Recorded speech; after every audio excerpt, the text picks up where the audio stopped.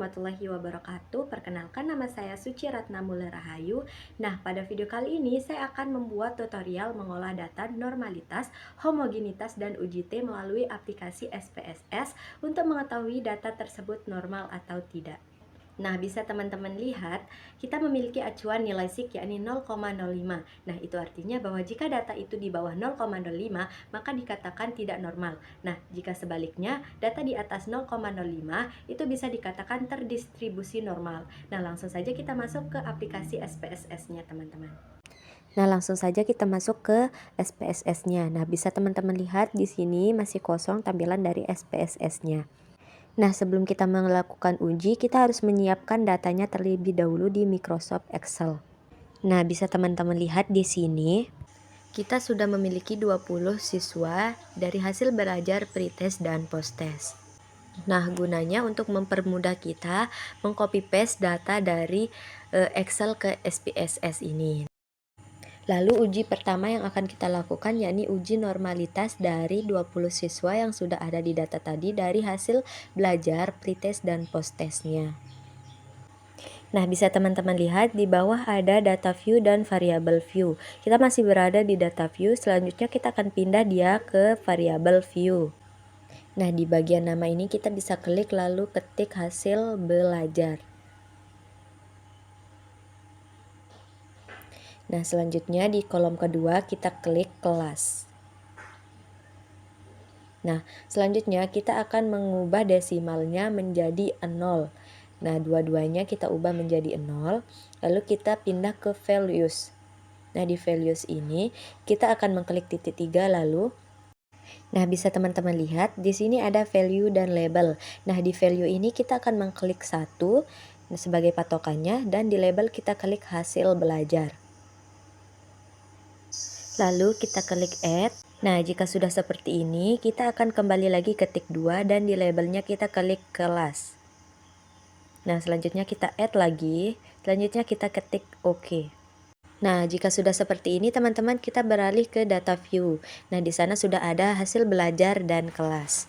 Nah, jika sudah seperti ini, kita akan mengcopy lagi data dari Excel tadi teman-teman. Nah, pertama-tama kita akan mengcopy dulu hasil nilai dari pretestnya. Nah, di sini kita akan mengcopy pretest terlebih dahulu. Nah, setelah kita copy, kita akan klik Ctrl C untuk mengkopinya. Selanjutnya kita akan pindah ke bagian SPSS tadi. Lalu kita klik Ctrl V. Lalu di bagian kelas kita klik 1 sampai 20 siswa tadi.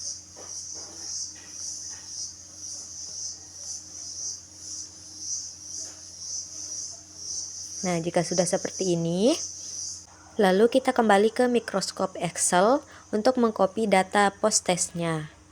Nah, tadi sudah pretest, sekarang posttest. Kita copy dulu terlebih dahulu. Nah, lalu kita Ctrl C. Nah, kita pindah lagi ke bagian SPSS-nya.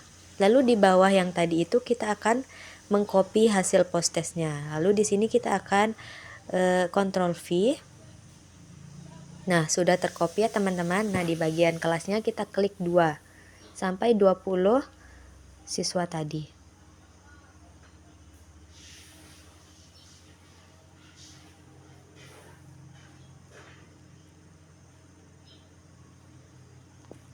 Nah, jika sudah seperti ini, kita bisa langsung menguji normalitas dari data tersebut. Nah, gimana caranya? Pertama-tama kita akan mengklik Analyze. Nah, di bagian Analyze ada Descriptive Statistic. Lalu kita klik Explore. Nah, di sini hasil belajar kita pindahkan ke Dependent List. Nah, dan kelasnya kita pindah ke di bawahnya itu. Nah, selanjutnya kita klik Plots di bagian sampingnya. Lalu kita akan mengubah normality karena kita akan menguji normalitas, kita klik normality. Nah, continue, lalu kita oke. Nah, di sini sudah keluar hasil dari normalitas yang telah kita uji tadi, teman-teman. Nah, bisa teman-teman lihat ini adalah hasil dari test of normality kita tadi. Nah, karena patokan kita tadi adalah 0,05, berdasarkan uji Kolmogorov-Smirnov dan Shapiro-Wilk, nilai Sigma lebih besar dari 0,05 yakni 0,191 untuk Kolmogorov-Smirnov. Dan untuk Shapiro-Wilknya di sini ada 0,298. Data yang kita uji ini berarti mengikuti distribusi normal. Nah, selanjutnya kita bisa masuk lagi ke data SPSS tadi teman-teman. Masih menggunakan data yang tadi dan langsung saja kita akan menguji homogenitasnya. Langsung saja kita klik Analyze seperti tadi, lalu klik Descriptive Statistic, lalu klik Explore. Nah, di sini kita sudah masuk ke data yang tadi, kita klik Plots lagi terlebih dahulu. Nah, setelah itu, karena tadi kita sudah menguji normality, sekarang kita akan menguji homogenitasnya. Lalu kita klik Power Estimation-nya. Nah, setelah itu kita continue teman-teman.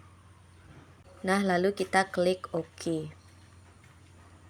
Nah, ini dia hasil dari tes uji homogenitas kita teman-teman. Nah, berdasarkan hasil uji homogenitas pada tabel Test of Homogeneity of Variance, diperoleh nilai Sigma berdasarkan min adalah 0,709, yang artinya lebih besar dari 0,05. Nah, hal ini menunjukkan bahwa varians antar kelompok adalah homogen, atau dengan kata lain, tidak ada perbedaan yang signifikan dalam varians antar kelompok. Nah, jadi maksudnya data yang homogenitas ini memenuhi asumsi homogenitas. Nah, selanjutnya kita akan kembali lagi ke SPSS untuk menguji uji T.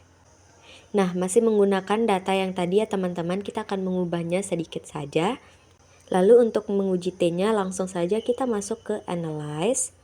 Nah, di sini ada opsi Compare Min.